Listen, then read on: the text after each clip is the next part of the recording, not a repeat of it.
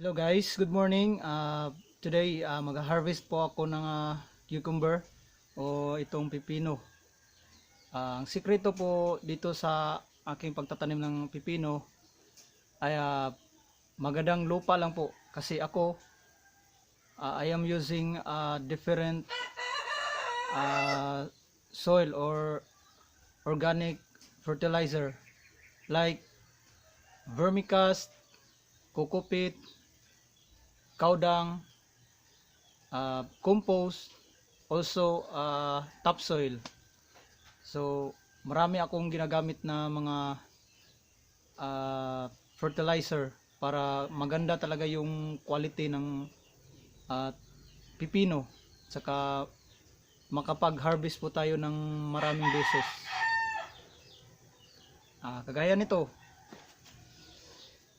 ito pipino na to, sobrang laki po. Saka kung makikita natin, meron pa siyang mga tinik. It means bata pa po siya, hindi pa siya mature na pipino. Ayan o, meron pa siyang mga tinik konti. Sobrang laki po.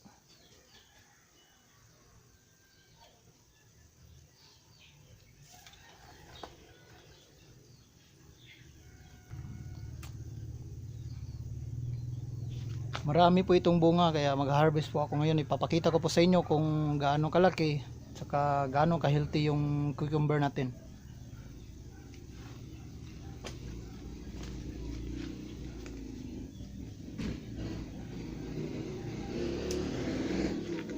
There's another one.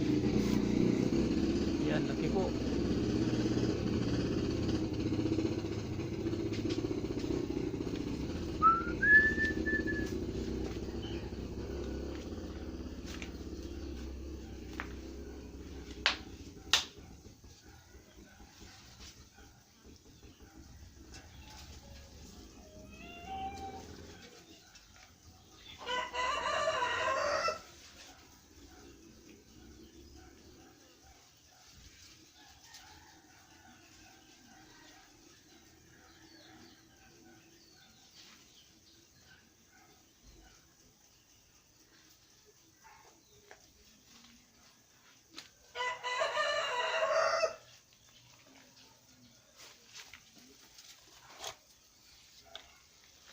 Yan, meron na po tayong 4 na cucumber.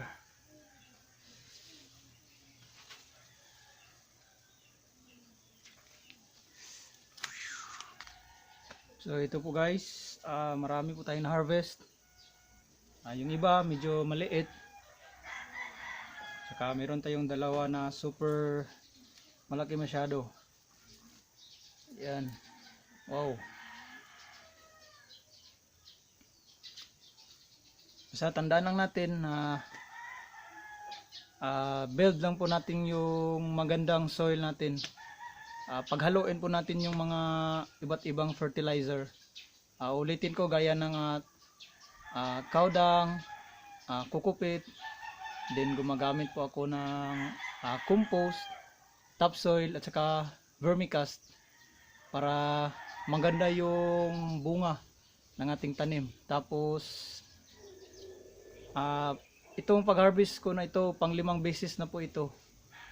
Talagang tumatagal siya guys, kasi sobrang taba yung lupa. Then itong pipino, kailangan niya ng tubig sa ilalim. Gusto niya yung medyo mabasa-basa. Guys, ito lang po. Paalam.